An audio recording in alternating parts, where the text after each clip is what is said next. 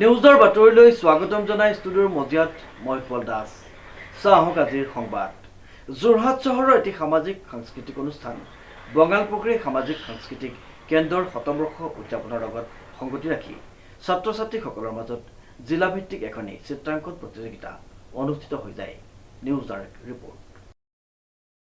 বঙালপুখুৰী সামাজিক সাংস্কৃতিক কেন্দ্ৰৰ শতবৰ্ষ উদযাপনৰ লগত সংগতি ৰাখি ছাত্ৰ ছাত্ৰীসকলৰ মাজত যোৰহাট জিলা ভিত্তিক সম্পূৰ্ণ বিনামূলীয়াকৈ চিত্ৰাংকন প্ৰতিযোগিতা তিনিটা শাখাত অনুষ্ঠিত হৈ যায়। ক শাখাত ক্ৰমে নিম্নৰ পৰা দ্বিতীয় শ্ৰেণীলৈ, খ শাখাত তৃতীয়ৰ পৰা ষষ্ঠ শ্ৰেণীলৈ আৰু গ শাখাত সপ্তম শ্ৰেণীৰ পৰা দশম শ্ৰেণীলৈ যোৰহাটৰ নৱালীত অৱস্থিত বঙালপুখুৰী পূজা মন্দিৰৰ প্ৰাংগণত ৮ জুন দেওবাৰে প্ৰায় ২ শতাধিক ছাত্ৰ ছাত্ৰীৰ উপস্থিতিত অনুষ্ঠিত হৈ যায়। আমাৰ বঙালপুখুৰী পূজা মন্দিৰটি 1925 চনতে স্থাপিত হৈছিলে এই দুৰ্গা পূজা ভাগি, আৰু এতিয়া আমাৰ 2025 চনত শতবৰ্ষ সম্পূৰ্ণ হ'ব। 2024 বৰ্ষৰ পৰা 25 বৰ্ষলৈকে আমি এই শতবৰ্ষ উদযাপন আমি গোটেই বছৰটো ধৰিয়ে বিভিন্ন বৰ্ণাঢ্য কাৰ্যসূচী আমি হাতত লৈছোঁ। আৰু তাৰেই অনুক্ৰমে আজি আমাৰ এটি ফেজ আছিলে, সেইটো হৈছে যে যোৰহাট জিলাভিত্তিক বিদ্যালয়ৰ ছাত্ৰ ছাত্ৰীসকলৰ মাজত এখনি চিত্ৰাংকন প্ৰতিযোগিতা। আৰু এই চিত্ৰাংকন প্ৰতিযোগিতাটিও আমি বিচাৰকক হিচাপে আমি মাতি আনিছিলোঁ যোৰহাটৰ স্বনামধন্য আমাৰ চিত্ৰশিল্পী দিগন্ত হাজৰিকাদেৱক, আৰু তেখেতৰ সহযোগত আৰু আহ্বায়ক সঞ্জয় বেজবৰুৱাদেৱৰ সহযোগত আমি সকলোখিনি কাৰ্যক্ৰমণিকাই একেলগ হৈ আজি এই অনুষ্ঠানটি আমি পাতিবলৈ আগবাঢ়িলোঁ। আৰু বতৰৰ পৰা আৰম্ভ কৰি সকলোখিনি ভগৱতী আমাক সুন্দৰকৈ আগুৱাই নিলে। আমি প্ৰায় 200ৰ আশপাছতে আমি 200 ল'ৰা ছোৱালী আমি ইয়াত আমি অংশগ্ৰহণকাৰী হিচাপে পাইছিলোঁ। আমি 3টা বৰ্গত এই বস্তুটো ভাগ কৰিছিলোঁ।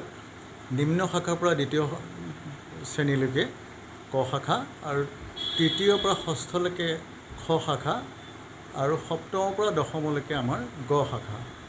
এই 3টা বৰ্গত আমি কম্পিটিশ্যন প্ৰতিযোগিতাখন আমি অনুষ্ঠিত কৰালোঁ। খুব সুন্দৰভাৱে আমাৰ পৰিচালনা হৈছে, আৰু আইন শৃংখলাৰ পৰা আৰম্ভ কৰি সকলোখিনি আমাৰ সুন্দৰভাৱে প্ৰযোজনা কৰাৰ পিছত আমি এতিয়া এই বিচাৰকৰ লগত আমি কথা পাতি আছোঁ। তেখেতৰ বিচাৰকৰ বিচাৰণীয়তাৰ ফালৰ পৰা যিখিনি আমাক তেখেতৰ ফলাফল আমাক আগবঢ়ায় সেই বিষয়ে আমি অহা অক্টোবৰ মাহত অৰ্থাৎ দুৰ্গা পূজাৰ পিছতে 5 অক্টোবৰৰ দিনাখন আমাৰ সামৰণি অনুষ্ঠানত ইয়াৰ সকলোখিনি আমাৰ ট্ৰফি আমাৰ প্ৰদান কৰা হ'ব। আমাৰ এই বিভিন্ন কাৰ্যসূচীৰ লগতে আমাৰ জুন মাহতে আৰু এটা কাৰ্যসূচী আমি হাতত লৈছোঁ, বিনামূলীয়া স্বাস্থ্য পৰীক্ষা কেন্দ্ৰ, আমাৰ স্বাস্থ্য শিবিৰ বুলি কোৱা হয় যিটো। তাত আমাৰ সাৰথী বৃদ্ধাশ্ৰম আৰু বঙালপুখুৰী পূজা মন্দিৰ এই 2টা স্থানতে যোৰহাটৰ কথিতযশা চিকিৎসকসকলৰ দ্বাৰা আমাৰ এটি স্বাস্থ্য পৰীক্ষা কেন্দ্ৰ আমাৰ অনুষ্ঠিত কৰিবলৈ আমি প্ৰয়াস কৰিছোঁ। আৰু সেই ক্ষেত্ৰতে আমি ইতিমধ্যে বাতৰিকাকত যিবোৰ জনাইছোঁ, আমাৰ বঙালপুখুৰী অঞ্চলৰ লগতে যোৰহাটৰ বিভিন্ন অঞ্চলৰ পৰা আমি আশা কৰিছোঁ তেখেতলোক আহি আমাৰ ইয়াত বিনামূলীয়া এই জনহিতকৰ স্বাস্থ্যৰ কাৰ্যসূচীত ভাগ লৈ আমাক অনুপ্ৰাণিত কৰিব বুলি। আমাৰ যোগাযোগ নম্বৰ ইতিমধ্যে আমি পেপাৰে দিছোঁ, তথাপিও মই মোৰটোৱে পটককৈ মুখস্থ আছে কাৰণে ক'ব পাৰিছোঁ। মই সভাপতি কাৰ্যকৰী সভাপতি হিচাপে 9954487332।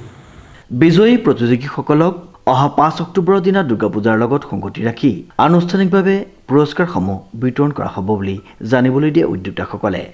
লগতে জানিবলৈ দিয়ে 15 জুন দেওবাৰে বঙালপুখুৰী সামাজিক সাংস্কৃতিক কেন্দ্ৰই বিভিন্ন ৰোগৰ বিশেষজ্ঞৰ দ্বাৰা বিনামূলীয়া স্বাস্থ্য শিবিৰ সাৰথী বৃদ্ধাশ্ৰম, লিচুবাৰী আৰু বঙালপুখুৰী সামাজিক সাংস্কৃতিক কেন্দ্ৰত অনুষ্ঠিত কৰিব। শ্ৰীমন্ত মাধৱ বৰুৱাৰ ৰিপৰ্ট, নিউজ নাও।